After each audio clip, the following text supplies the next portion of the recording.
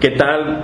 Buenas tardes, mi nombre es Daniel Camarena, soy maestro de la escuela Closer Language Center y bienvenidos a nuestro primer episodio de lo que es el podcast de Closer, donde vamos a estar hablando pues obviamente del aprendizaje y la enseñanza del inglés, pero vamos a tratar de meter otros aspectos culturales, históricos, cosas interesantes que intervienen, ¿no? en el aprendizaje del idioma. Y pues hoy tengo el gusto y el honor de estar con uno de mis alumnos, el señor Tadeo Ruiz. Tadeo, muy buenas tardes. Buenas tardes, Andy, muchas gracias por contemplarme aquí para acompañarte. No, siempre, como siempre, es un placer.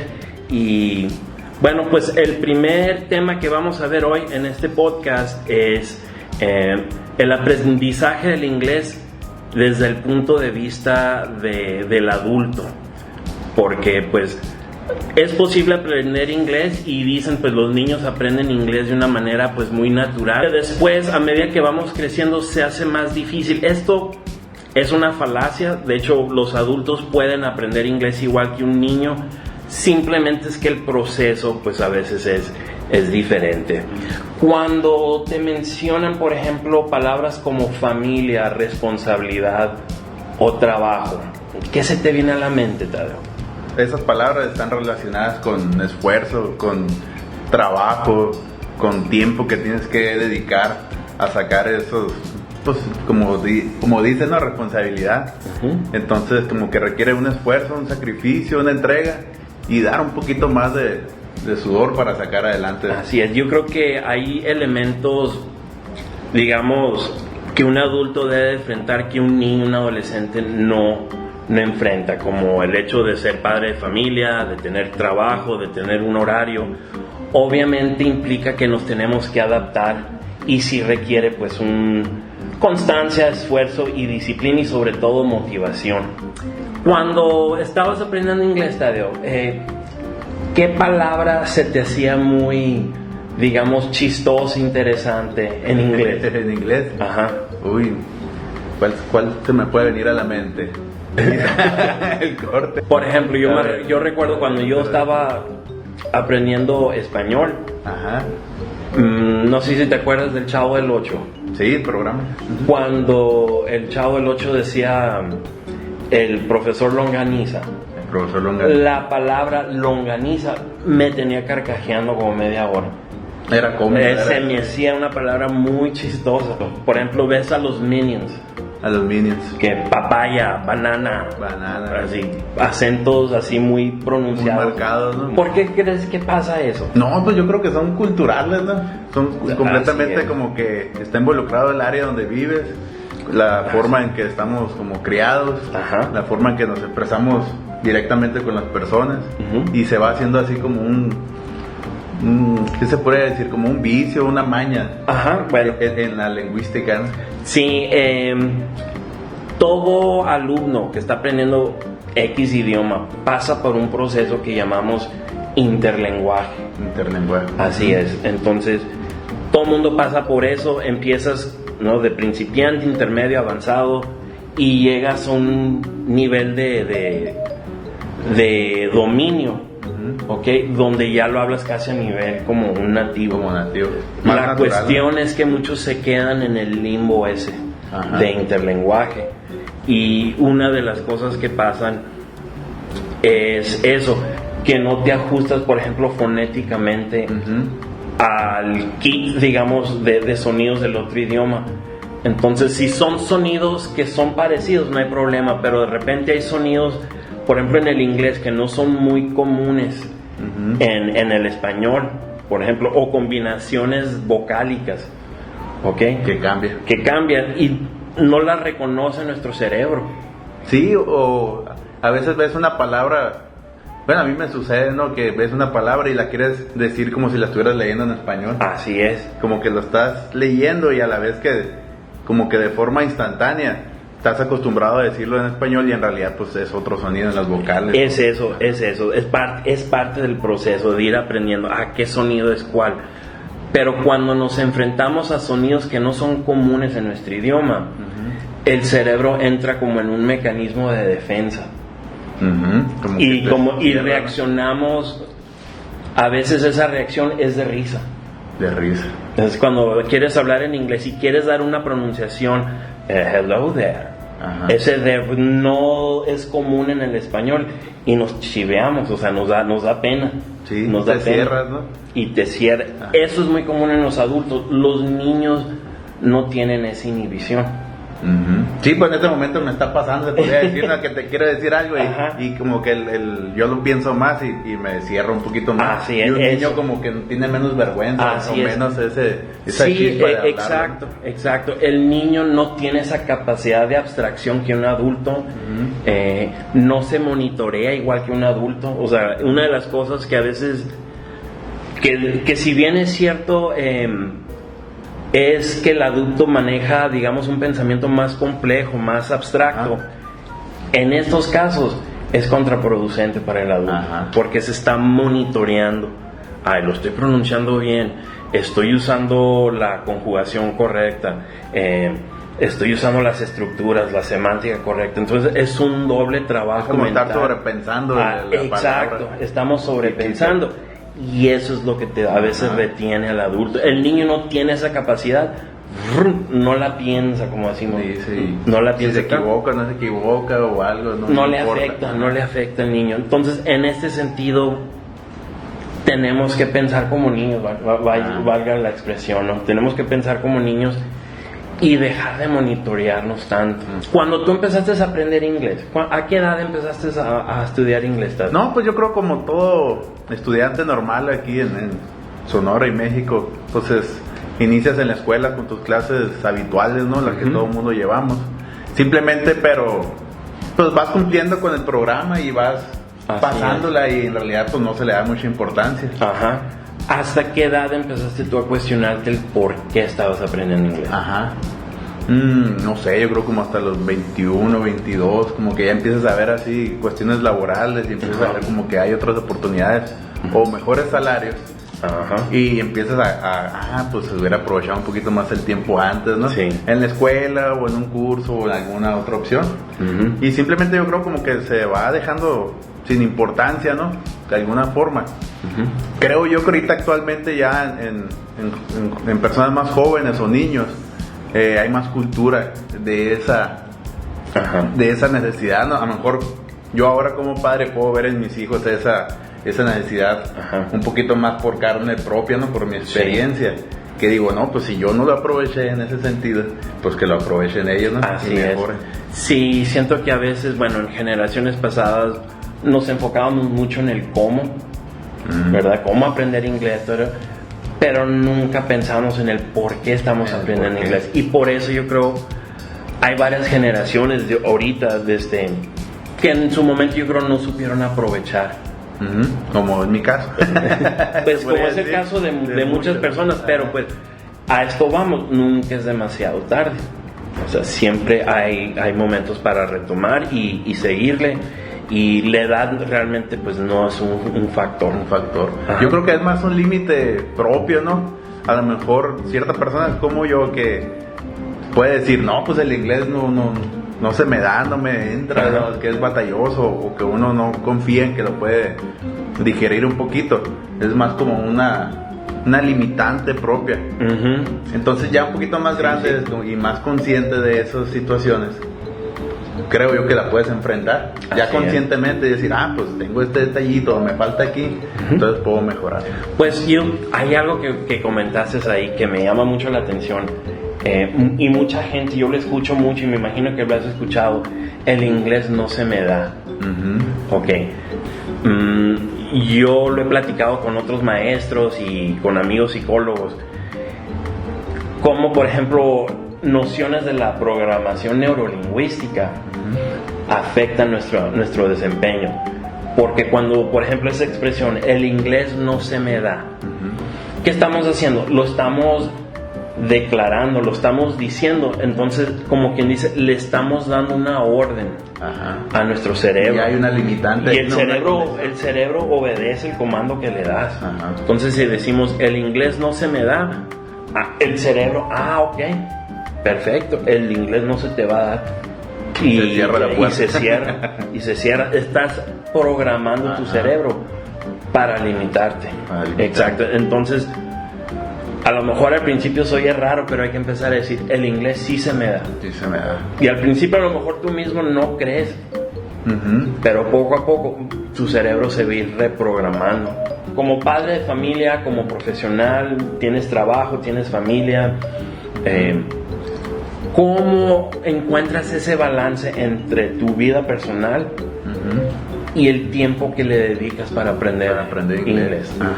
Sí, pues ahorita ya es un poquito más complicado, ¿no? Porque uno pues tiene responsabilidades con los hijos, con la familia, el trabajo, y empiezas a valorar de forma retrospectiva cuando no tenías eso. Entonces tú piensas, no, pues cuando estaba más joven, pues todo esto lo pude haber hecho con más facilidad, y ahorita representa un poquito más de esfuerzo.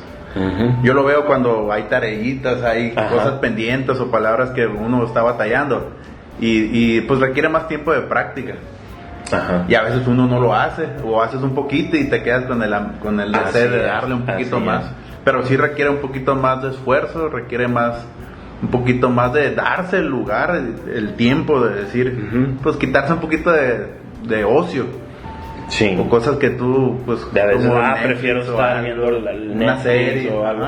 Sí, ese tipo de distracciones o de entretenimiento para trabajar un poquito más en uno mismo. Pero como que tiene que ser más intencional que antes.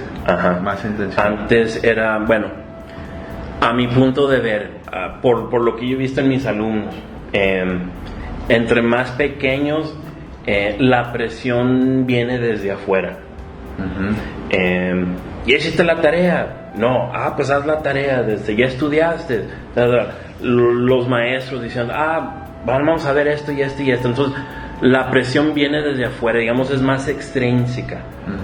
Pero a medida que vamos creciendo, ya cuando llegas a la prepa o cuando llegas a la universidad, el maestro no te pregunta si hiciste la tarea o no, ¿verdad? No, simplemente califica. Así es. Así es. Entonces es una reversión. Entonces la presión se vuelve más intrínseca. La presión, la motivación tiene que venir desde adentro de uno.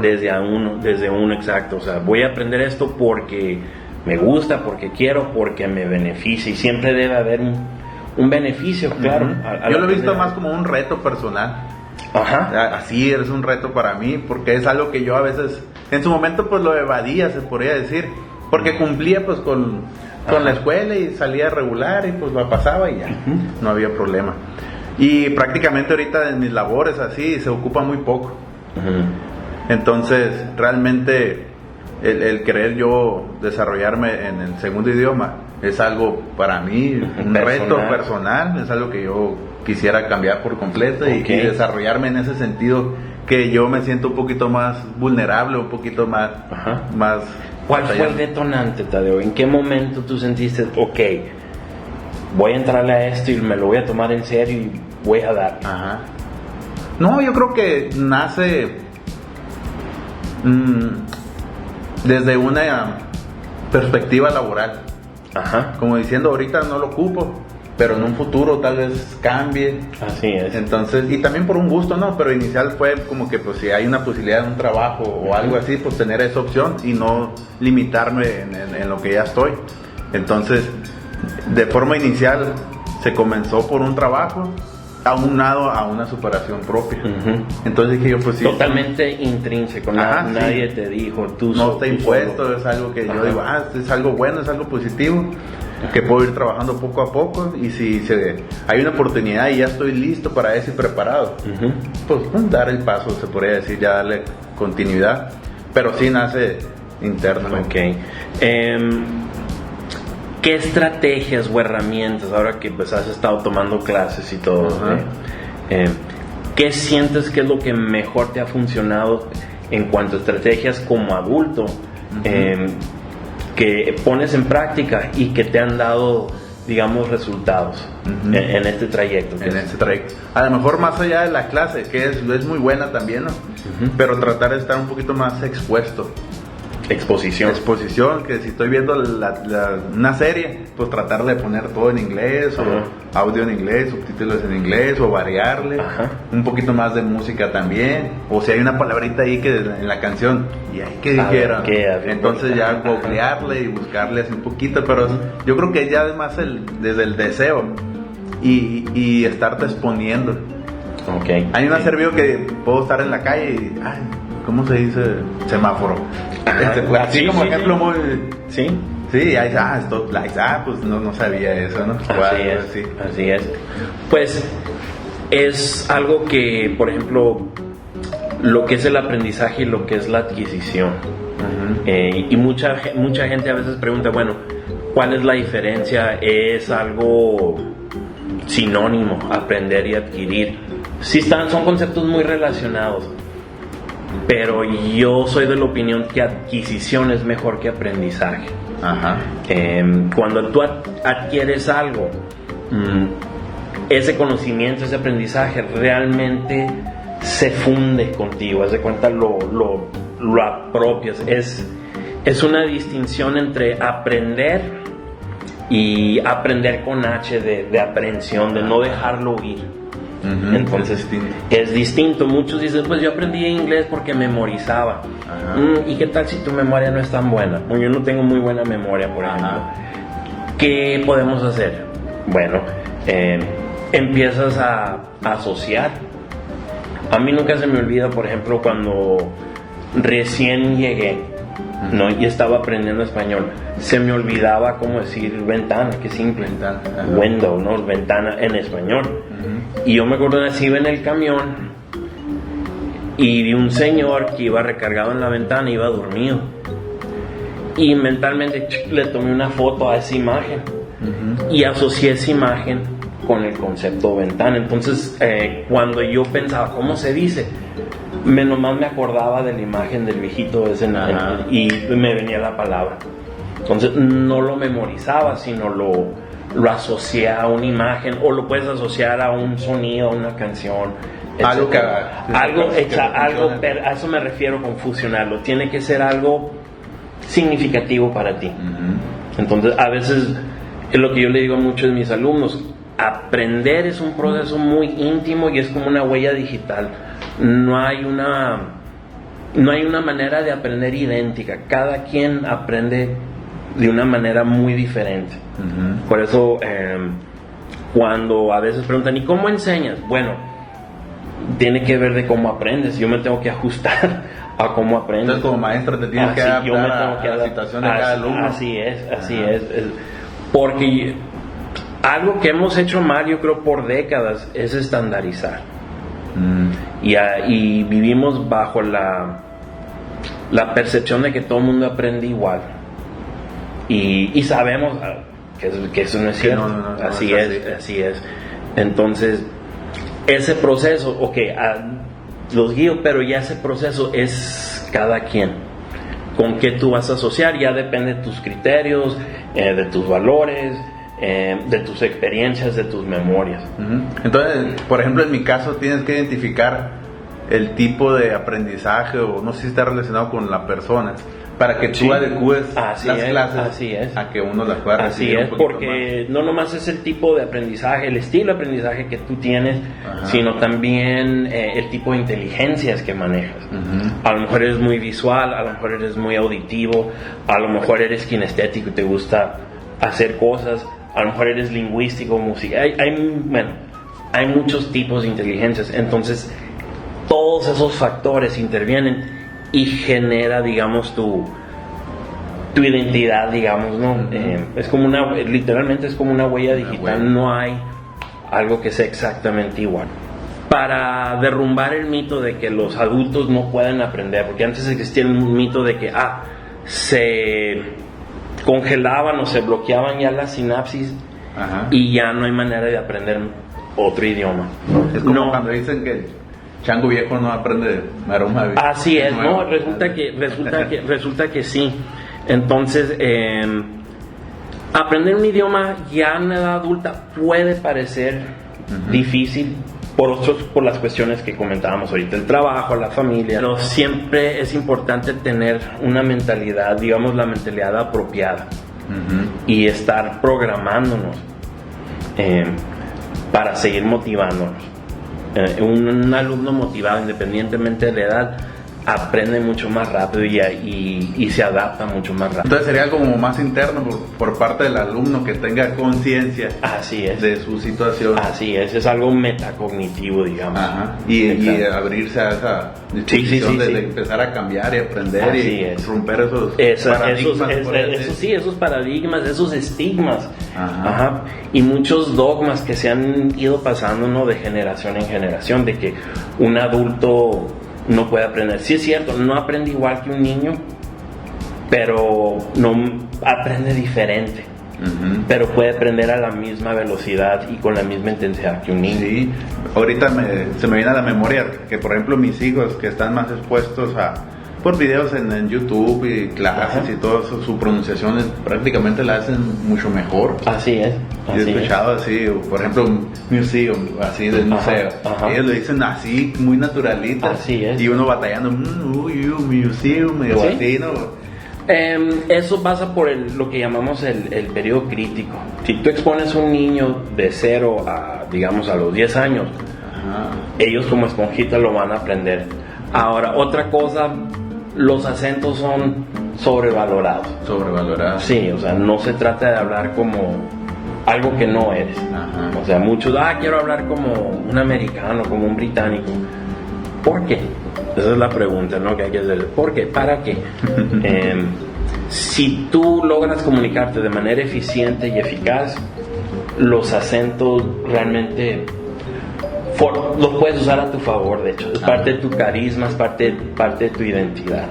Cuestiones como la fluidez y todo se puede mejorar sin tener que perder tu identidad y querer sonar como algo que no es. Bueno, antes que nada, antes de despedirnos, les quiero invitar a nuestros siguientes podcasts. Vamos a hablar de otros temas, y los invito a que reflexionen en la manera en que ustedes aprenden el idioma, cómo van progresando. Lo pueden comentar. Estamos abiertos a tener un diálogo, y pues esperamos verlos pronto en nuestro siguiente podcast. Y si les gustó este podcast, pues compártanlo, y pues nos vemos a la próxima. Tadeo, muchas gracias. No, gracias a ti, Dani.